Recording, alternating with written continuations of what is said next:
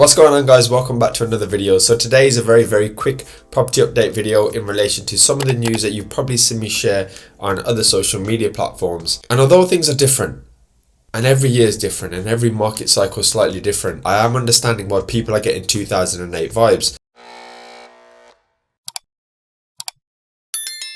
So with that, guys, let's jump straight into this video. So firstly, I just want to quickly update you guys with the average UK house price, which has now hit the 5th record this year, which is pretty remarkable given that we're only in June. So there it is. So at the moment, £368,614 is the average UK house price. Now this has risen by 1,113 between May and June, which is a 0.3% increase. Now what is interesting, or at least when we speak about slowdowns and we speak about market crashing perhaps, and I know a lot of you are going to say supply and demand, basic economics, there's loads of arguments to counter that, and there's also loads of arguments to obviously support that as well. But what we have seen is the smallest increase since January. So in terms of how much it's increasing, it is slowing down, which is obviously common sense, I suppose. If you think about it logically, it's not going to continually go vertically, although we have been seeing prices like that. And a couple of things I've just highlighted here is that essentially says that the pace of the market is easing a little bit, and it's currently taking 150 days to complete a purchase on an average property after agreeing a sale, which is actually 50 days longer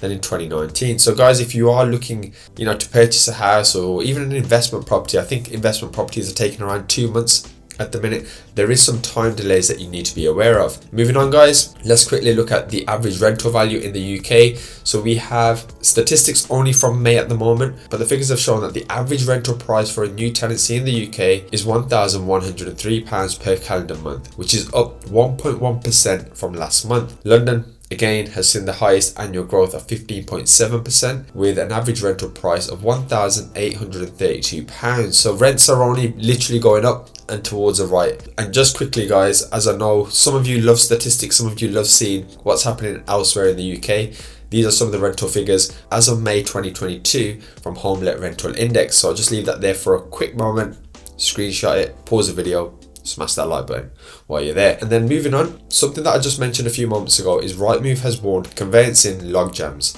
So essentially those looking to maybe get a property or sell a property, just be mindful. Now they're quite pessimistic here. They're saying you need to be on the market in the next few weeks if you want a chance of moving before Christmas. Now again, I haven't worked in the conveyancing space myself. I've obviously purchased properties, sold properties and all that sort of stuff, but it is taking longer. So obviously you don't want to be dragging your heels there, because it seems like conveyancers and probably even lenders as well are getting a lot of backlog, or they're just having to deal with buying. People are buying left, right and center. Okay, so that's just blinded me with Trustpilot. So ambitious home sellers pushing asking prices to 368,600 despite the living crisis and the rise in interest rates. So generally speaking, you'd look at it logically and you think, well, times are getting harder, the value of our pound is becoming less, our purchasing power, we go shopping, we're putting in petrol and doing all that sort of stuff. We're not really getting further, and it's almost like we either need to earn more money or we need to restrict our lifestyle even more,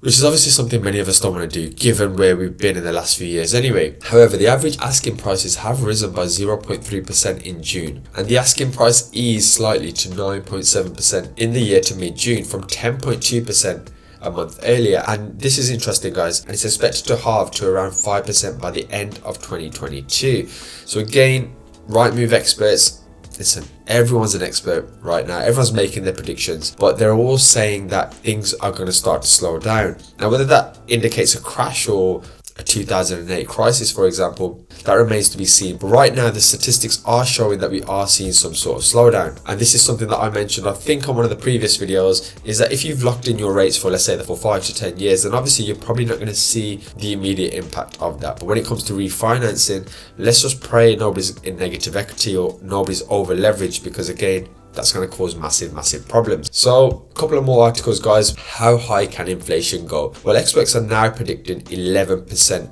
at the end of the year. But then what's interesting is they expect it to be close to 2% in around 2 years. So one, that's very optimistic, and I'm not saying that isn't possible, but it seems like, at least from the onset, that they have a plan. Now, you and I know the government, I don't think they've got a plan. However, there are some points that I just want to quickly run through. So the first is, why is the rate of inflation in the UK so high? Of course they're going to mention the war.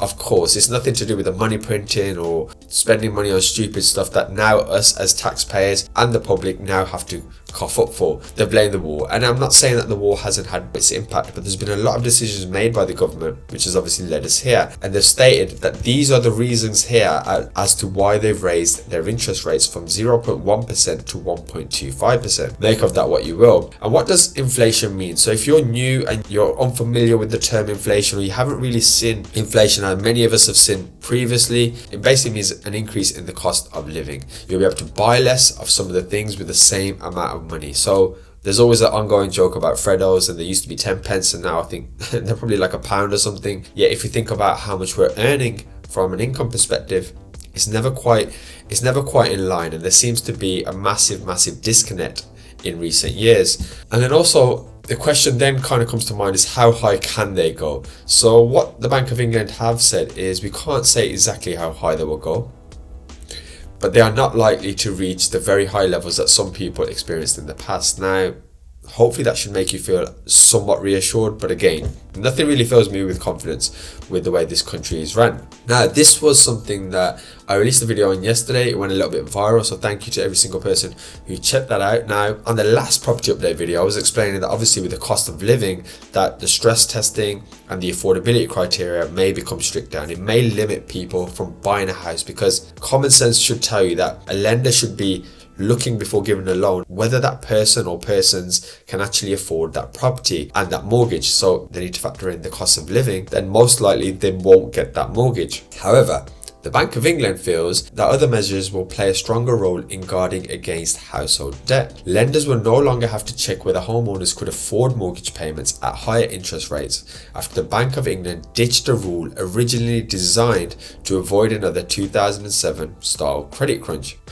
Interesting. Moving on. And experts, they said that while some might find the rule change baffling in light of rising interest, the risks were relatively low, given the loan to income rules would remain in place. So that's interesting, and that's something that I'll touch on in the next article, because the loan to income is essentially, let's imagine you have a salary of 20,000. Generally speaking, you can get a mortgage of around 4.5 or 5 times that amount. So that's essentially what they're saying there. However, while it's potentially bad timing for the announcement, the change in affordability rules may not be significant as it sounds, as the loan to income flow limit will not be withdrawn. Now you're probably thinking, what is that? I've got you covered, don't worry. This is kind of the procedure right now. Is currently borrowers are subjected to 2 tests when taking out a mortgage. The first is the flow limit, which caps the number of mortgages that can be extended at a loan to income ratio at around 4.5%. The second is the affordability test, where lenders assess whether a borrower can continue to afford the mortgage if interest rates, let's say, rose to 3 percentage points higher than the reversion rate. So if we just jump back here, guys, it's almost like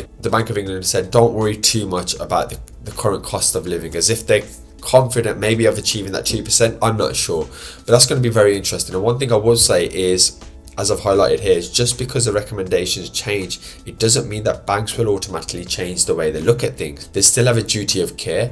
They have to be seen to be lending responsibly, and also have their own internal risk committees that they would need to get any changes done by.